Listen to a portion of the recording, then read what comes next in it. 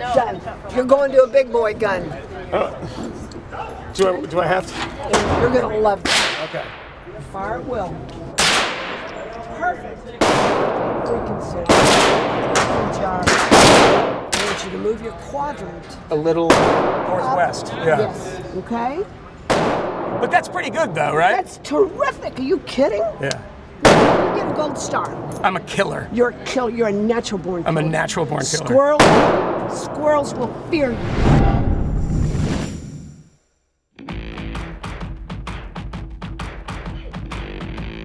We are making Wall Street nervous. We must win this election. So we're going to have a spirited primary, as you're well aware, because if you turn on the television, every ad is either for a politician or for Geico. The Iowa caucus has thinned the herd, and we've been in New Hampshire trailing the remaining candidates, 9 Republicans and 2 Democrats, as they make their final push in this vital first-in-the-nation primary. We've been fighting the progressive fight and getting results for people for years. And while there are 48 more states with delegates up for grabs, after New Hampshire, the race will get even narrower, and the campaign's even nastier. I'm going to win the Hispanic because I'm going to create jobs. I'm going to take jobs back from China and Japan and Mexico. A lot of those jobs that you lost right here in New Hampshire, and we're going to bring them back. We're going to bring them back bigly. Politically, New Hampshire is a peculiar state. It's enshrined in state law that it have the first primary of the presidential election. It demands that its citizens live free or die. But this once reliably conservative state has changed, and over 40% of its voters are independents, and campaigns spend millions of dollars trying to sway them. But there's no science to swaying voters, and no one really knows what will stick.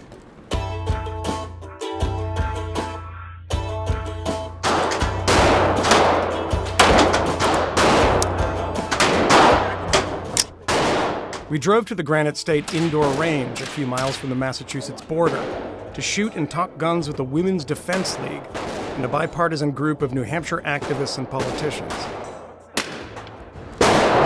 Take it with your shooting hand, like that. Return, please. New Hampshire's always been something of an outlier in the Northeast. What the hell was that? No! No! What did I hit? It has notoriously few gun laws, and it has the most gun industry jobs per capita in the United States. You're not. Perfect. Do it again. Wow. Wow. Wow. Did you see what you did? Try it. Kill that son of a gun. You know, I love the affirmation you give me. This is great. Are you kidding? I'm so happy.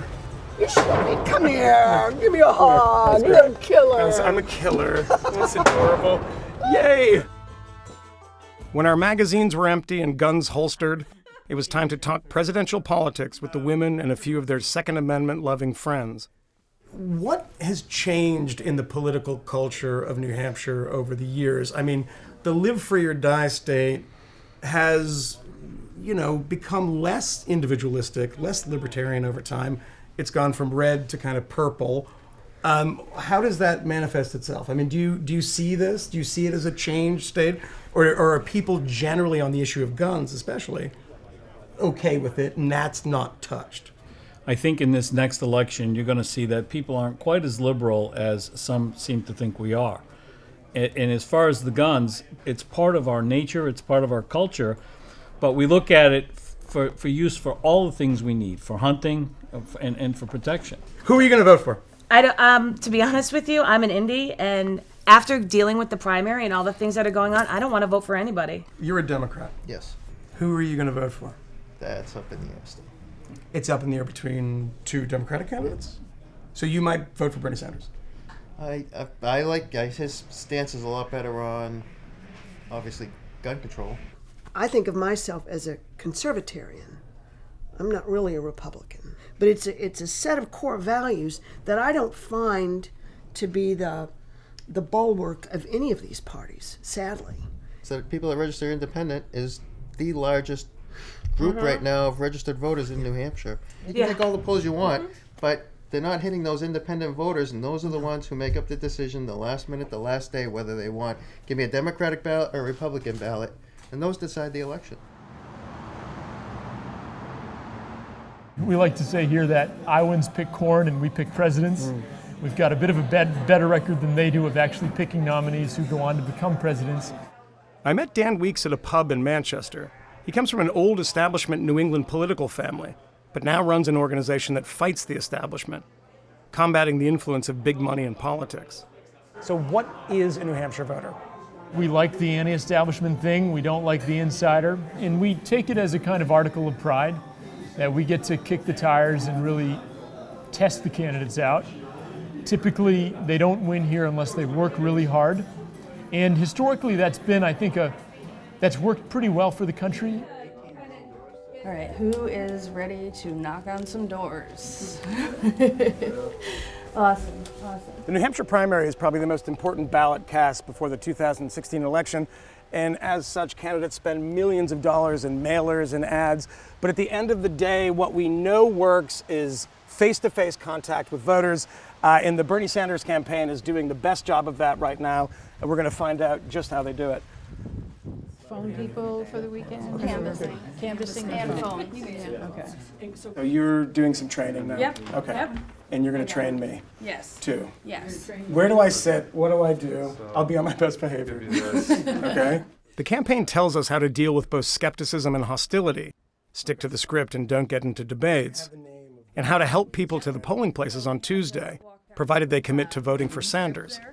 Not home, refused, Spanish, other language, deceased, moved, or inaccessible. Inaccessible maybe they've got a gate, it's closed.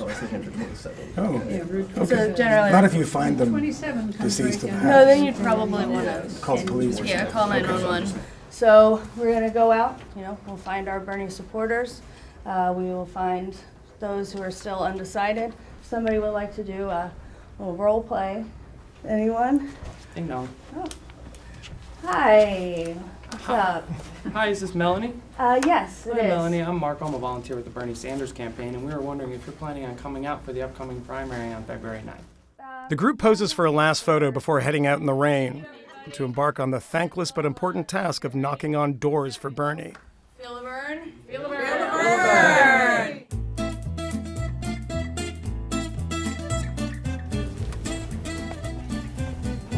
15A. Does it say A or B?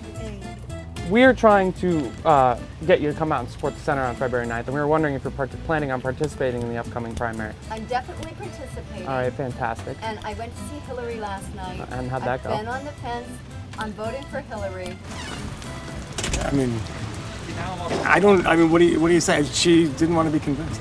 She's a Hillary supporter. Appears nobody's home. What happens when nobody's home? What do we do? So we got to leave our mark somehow to let them know that we were here on a rainy day. So we roll up the literature and we stick it on the door handle, and we mark them as not home, and then we'll try again. You're gonna come back? Oh yeah. Hi, we're looking for. Who are we looking for? We're looking for Lauren.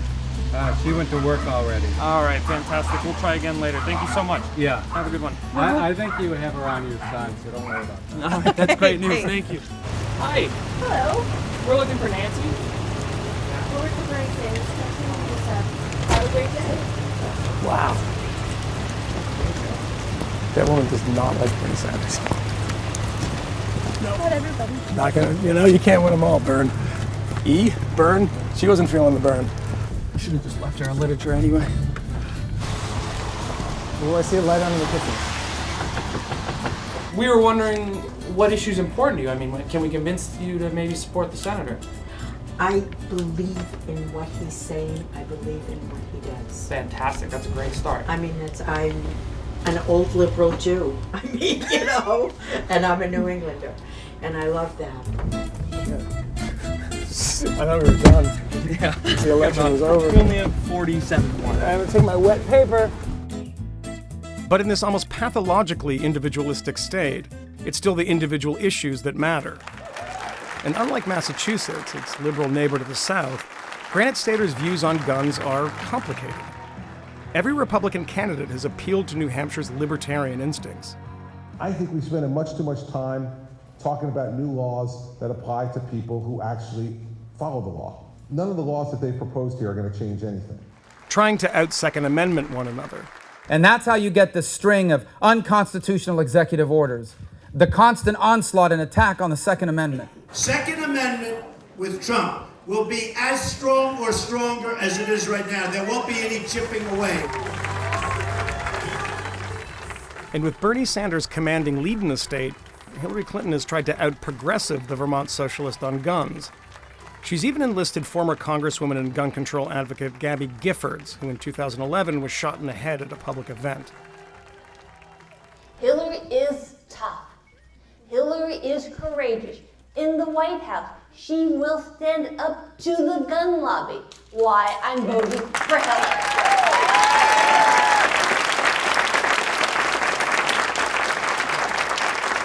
There are a lot of big, powerful interests in our country that we have to take on, but we cannot ignore the overwhelming power of the gun lobby, what they do to intimidate elected officials. Sanders has repeatedly pointed to his D- grade from the NRA, but when we caught up with him in Iowa last year, his views were decidedly moderate, citing his state's high rate of gun ownership and low rate of crime. We have got to be very conscious of keeping guns away from people who should not be having them. But having said that, you know, if your question is, do I think gun control is going to stop all of the violence unto itself? Absolutely, it's not. And that brings us back to the gun range.